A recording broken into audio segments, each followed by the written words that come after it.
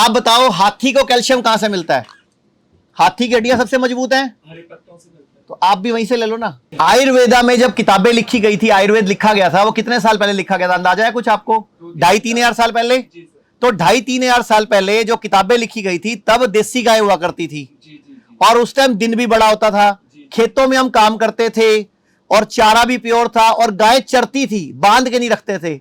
गाय तरह तरह की जड़ी बूटियां खाती थी, तो दूध अमृत था। अच्छा, दूध से भी ज्यादा अमृत दही है। अब मैं आपसे एक सवाल पूछता हूं, गाय पर कहावत है, गाय हमारी, और भैंस पे क्या? अकल बड़ी के गई भैंस, काला अक्षर जिसकी लाठी, भैंस के आगे। ये कहावतें किसने बनाई और क्यों बनाई? इशारे इशारे में आपके पूर्वजों ने क्या कहा कि भैंस काली है, दिमाग खराब है, इसकी बेबुद्धि है, इसका दूध मत पीना। मैं आपको कई उदाहरण दे सकता हूं कि भैंस का दूध पीने लायक नहीं है। पूरी दुनिया में 205 देश है। पूरी दुनिया में कितने देश हैं? 205। 205 में भैंस का दूध कितने देश पीते हैं?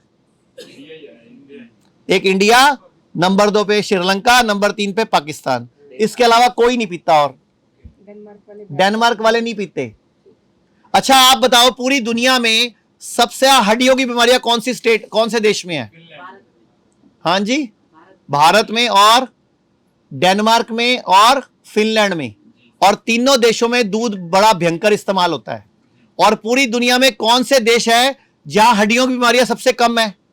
बताओ, हड्डियों की बीमारियां पूरी दुनिया में सबसे कम कहां है?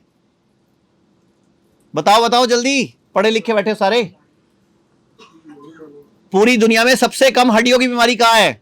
थाईलैंड में और वियतनाम में। और इन दोनों देशों में दुनिया में सबसे कम दूध पिया जाता है। तो फिर आपके सामने है, हाथी वाला काम करो। अच्छा चलो, हाथी क्या खाता है वो छोड़ देते हैं। गैंडा क्या खाता है? गैंडे की हड्डियां भी तो मजबूत होती हैं। गैंडा क्या खाता है? गैंडा क्या खाता है? पत्ते। अच्छा चलो, गाड़ी की शक्ति किसमें नापी जाती है? हॉर्स पावर में। घोड़ा क्या खाता है? चना खाता है। चना सिर्फ उसने आपके शादी वाले दिन फोटो खिंचाने के चक्कर में खाया था, वैसे जंगल में चना नहीं पड़ा। घोड़ा घास खाता है। चना सिर्फ वो घोड़ी, और वो घोड़ा नहीं होता, वो भी घोड़ी होती है एक्चुअल में। वो सिर्फ फोटो खिंचानी थी आपके घोड़ी वाले तोड़ने वाले दिन, अदरवाइज जंगल में चना नहीं पड़ा हुआ उसके लिए। घास खाता है वो भी। तो ये घास में ही सारा कुछ है।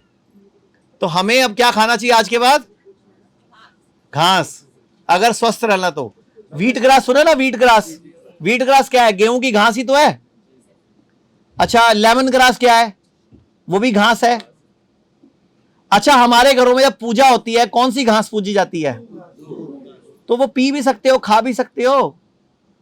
अच्छा, पूजा कर ली उसकी, लेकिन ये नहीं पता अगर किसी को बुखार हो और उसको दूब घास उबाल के पिला दी जाए, 3 से 4 घंटे में बुखार उतर जाता है।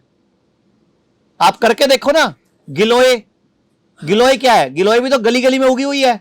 वो भी एक तरह की घास ही है ना, अलग तरह की। वो भी गली गली में, वो जड़ी बूटी कितनी मशहूर है वो गिलोय। बुखार में कितनी इस्तेमाल होती है। गिलोय का काढ़ा पीते हैं लोग, गिलोय घनवटी खाते हैं, गिलोय का जूस पीते हैं। तो सारा कुछ हरी सब्जियों में ही है सर।